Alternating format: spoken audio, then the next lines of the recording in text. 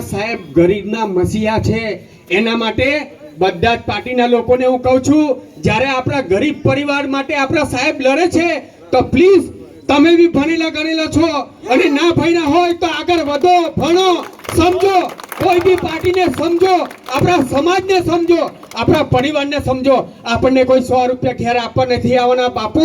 આપણે જ ખેતરમાં મજૂરી દાટેરી લઈને કામ કરવા જવાનું છે, કોઈ આગળ નથી આવવાનું. ત્યારે હું કહેવા માંગુ છું, આપણા સમાજ માટે, આપણા બધા જ સમાજ માટે જ્યારે આપણા સાહેબો જો લડતા હોય ને, હું તો ઢૈયા છે, હું આગળ પહેલો આવીશ કે અમારા સાહેબ માટે લડી છે. અમે પહેલા આગેવાનો આગળ આવીશું, કેમ કે અમારા ગરીબ પરિવાર, આપણા બધા સમાજના ગરીબ પરિવાર માટે સાહેબ લડે છે.